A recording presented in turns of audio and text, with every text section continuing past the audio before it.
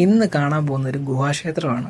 പത്തനംതിട്ട ജില്ലയിലെ തിരുവല്ലയ്ക്കടുത്തുള്ള കവിയൂർ എന്ന സ്ഥലത്താണ് ഈ ഗുഹാക്ഷേത്രം സ്ഥിതി ചെയ്യുന്നത്.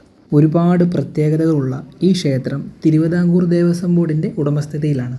ഗുഹാക്ഷേത്രത്തിൻ്റെ സംരക്ഷണ ചുമതല പുരാവസ്തു വകുപ്പിനാണ്. ഏകദേശം AD 8-ാം നൂറ്റാണ്ടിൽ പല്ലവ രഥശില്പശൈലിയിൽ നിർമ്മിക്കപ്പെട്ട ഗുഹാക്ഷേത്രമാണ് കവിയൂർ തൃക്കക്കുടി ഗുഹാക്ഷേത്രം. പത്തനംതിട്ട ജില്ലയിലെ തൃക്കവിയൂർ മഹാദേവ ക്ഷേത്രത്തിൽ നിന്നും 1.5 കിലോമീറ്റർ വടക്കു മാറി ഏകദേശം 5.5 ഏക്കറോളം വിസ്തൃതിയിൽ ഉയർന്ന മുഖാമുഖം സ്ഥിതി ചെയ്യുന്ന 2 പാറക്കെട്ടുകളിൽ ഒന്നാണ് ഈ ക്ഷേത്രം നിർമ്മിക്കപ്പെട്ടത്. ഏതാണ്ട് 800 വർഷം മുമ്പ് ഈ ക്ഷേത്രത്തിലൊരു നാടോടി സ്ത്രീ കുളക്കരയിൽ വെള്ളം ശേഖരിക്കാൻ പോയ സമയം പാമ്പുകടിയേറ്റ് മരണപ്പെട്ടുവെന്നും ആ സ്ത്രീയുടെ ഭർത്താവ് ദുഃഖം താങ്ങാനാവാതെ ആത്മഹത്യ ചെയ്തുവെന്നും ഉള്ളൊരു സംഭവം നടന്നതായി പറയപ്പെടുന്നു.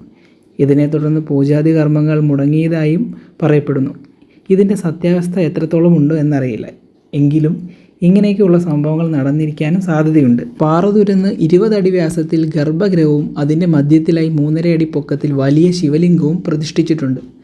ഗർഭഗൃഹത്തിലേക്ക് പ്രവേശിക്കുവാനായി 4 അടി വീതിയിൽ 20 അടി നീളത്തിൽ അർദ്ധമണ്ഡപവും മധ്യത്തിലായി കൽപ്പടവുകളും നിർമ്മിച്ചിട്ടുണ്ട്. അർദ്ധമണ്ഡപത്തിൻ്റെ ചുവരുകളിൽ ഗർഭഗൃഹ പ്രവേശനത്തിൻ്റെ ഇരുവശങ്ങളിലുമായി 2 ദ്വാരപാലകന്മാരും വടക്കേ ചുവരിൽ ഗണപതി, തെക്കേ ചുവരിൽ ജടാധാരിയായ മുനി എന്നിവരുടെ ശില്പവും കാണാം. ക്ഷേത്രത്തിൻ്റെ ഐതിഹ്യത്തിലേക്ക് എത്തിയാൽ പാണ്ഡവരുടെ വനവാസകാലത്ത് നിർമ്മിക്കപ്പെട്ടതാണ് ഈ ക്ഷേത്രം. വനനിബിഡമായ തൃക്കക്കുടി ഗുഹാ പരിസരത്ത് ഒളിവിൽ കഴിഞ്ഞ പാണ്ഡവർ പ്രദേശ സൗന്ദര്യത്തിൽ ആകൃഷ്ടരായി ഇവിടെ ശിവലിംഗ പ്രതിഷ്ഠയോടുകൂടിയ ഗുഹാക്ഷേത്രം നിർമ്മിച്ചു എന്നാണ് വിശ്വാസം. KSRTC പ്രത്യേക സർവീസ് തന്നെ ഈ സ്ഥലത്തേക്ക് ഇട്ടിട്ടുണ്ട്. വീഡിയോകൾ ഇഷ്ടപ്പെട്ട ലൈക്ക് ചെയ്യുക, സബ്സ്ക്രൈബ് ചെയ്യുക. അപ്പോൾ അടുത്തൊരു വീഡിയോ ആയിട്ട് കാണാം.